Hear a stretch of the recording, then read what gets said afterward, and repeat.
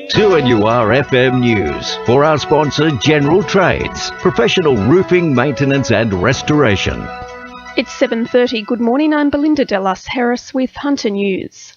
A former Marist brother who taught at a school in Maitland has died in an apparent suicide just 2 months after facing sexual assault allegations. One of his former students recently contacted police, claiming he was abused by the brother during a camping trip in the late 1970s. It's believed the accusations were put to the 74-year-old prior to his death. It comes as the Maitland-Newcastle Catholic Diocese pledges its support for an independent study examining possible links between suicide and child sexual abuse within the church. Anyone in need of a helping hand is urged to call Lifeline on 13 11 14. A motorcyclist at the centre of a police pursuit through Mount View's Pine Way yesterday afternoon has been charged with multiple drug supply offences.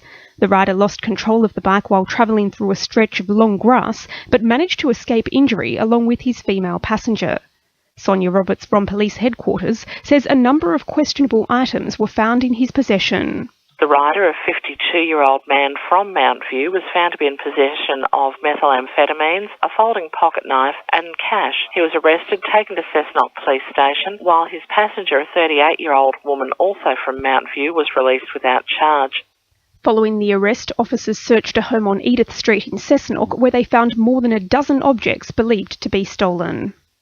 Newcastle's beaches are set to remain closed to the public for a record 5th day in a row today, following 4 separate shark sightings in 24 hours. Around 2:30 yesterday afternoon, water police patrolling Burwood Beach spotted a 4-metre great white shark lingering off the northern end of the shore. It comes on the back of earlier sightings at Dudley and the Stockton Breakwall, confirming at least 2 large sharks cruising off the city's coastline, along with the discovery of dolphin remains at Leggy Point.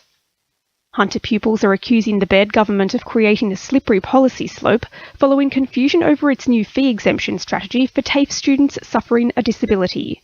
While the Smart and Skilled changes allow disabled students to waive the cost of their first certificate-level TAFE courses, it remains unclear whether diploma programs are also covered by the exemption. Greens MP John Kay says it comes as the government begins taking the axe to TAFE staff. In the Hunter, we've seen hundreds of jobs disappear, not just in the teaching specialities, but also in student support services. Some of the people who would have been advising students on what the fee exemptions were would not be available because they've lost their jobs because of Smart and Skilled. That has consequences for teachers who are trying to cope with the influx of students. Cessnock residents will now benefit from the completed renovation of their public hospital, with the last stage of the long-awaited makeover finally ticked off. Works to replace the hospital's main building roof have wrapped up following last year's multi-million-dollar upgrade to the emergency department. Parliamentary Secretary for Regional and Rural Health Melinda Pavey says the improvement will enhance the patient experience. The impact on the community is that the hospital remains modern, it remains fresh and it remains operating in an efficient manner, as it should, with 17,000 presentations annually. It's a great facility providing great service to the community, and it's important that government maintains that investment. Briefly, police are on the hunt for a teenager spotted breaking into cars at Swansea Caravan Park last night, and the state Liberals are preparing to settle on their candidate for Port Stephens at the March election. The party has scheduled a ballot to take place later this evening, with a 2-way vote between Port Stephens councillor Ken Jordan and former Newcastle Federal candidate Jamie Abbott. Meanwhile, a by-election to elect a new Newcastle councillor in Ward 3 has been officially pending for Saturday, February 21. Now with sport, Cecilia Connell. Out-of-favour Jets defender Sam Galloway has parted ways with the club to pursue an opportunity at the Western Sydney Wanderers. Despite featuring heavily last season, the 22-year-old has been limited to 4 appearances this campaign. His exit leaves 2 spots available after the release of winger Johnny Steele in December. Meanwhile, Northern New South Wales Football is confident they'll recover the $140,000 owed to them by the Jets following a conversation between the body's chief executive David Eland and embattled club owner Nathan Tinkler. Aberglasslyn motorcyclist Toby Price has risen to 4th place in the Dakar Rally following a hazardous Stage 8.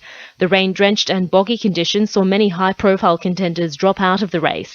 And Newcastle and Hunter Rugby Union's new general manager Andrew Fairfall has officially taken the reins, with establishing the organisation's long-term financial sustainability top of the agenda.